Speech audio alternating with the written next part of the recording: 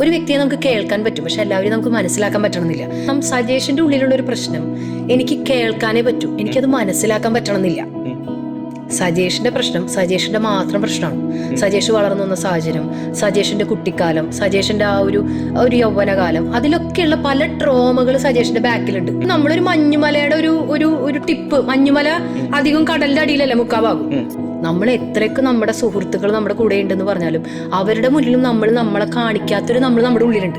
സജേഷ് എന്ന് പറഞ്ഞ വ്യക്തി എന്താണെന്ന് അറിയണമെങ്കിൽ, ആരും വായിക്കില്ലെന്ന് ഉറപ്പുണ്ടെങ്കിൽ ഒരു കടലാസിലിരുന്ന് എഴുതാണെങ്കിൽ അതിലാണ് സജേഷ് എഴുതാം സജേഷ് ആരാന്ന്. ഒരു വ്യക്തിക്കുള്ള സൊല്യൂഷൻ പറഞ്ഞു കൊടുക്കാൻ അയാൾക്ക് മാത്രമേ അയാളുടെ സൊല്യൂഷൻ കണ്ടെത്താനായിട്ട് പറ്റൂ. നമ്മുടെ പ്രശ്നത്തിനുള്ള പരിഹാരം നമ്മുടെ കയ്യിൽ തന്നെയുണ്ട്. നമ്മുടെ പ്രശ്നം നമ്മുടെ മാത്രം പ്രശ്നമാണെങ്കിൽ അതിനുള്ള പരിഹാരം നമ്മുടെ കയ്യിൽ തന്നെയുണ്ട്. ഏറ്റവും ഹാപ്പിനെസ് തരുന്നൊരു കാര്യം എന്താണെന്ന് വെച്ചാൽ ഞാൻ പറയേ, മറ്റൊരാളുടെ കണ്ണിൽ ഒരു മിനിറ്റ് നേരത്തേക്ക് സന്തോഷം ഉണ്ടാക്കാൻ പറ്റിക്കഴിഞ്ഞാൽ അതാണ് നമ്മുടെ ജീവിതത്തിന്റെ അർത്ഥം എന്നാണ് ഞാൻ വിശ്വസിക്കുന്നത്.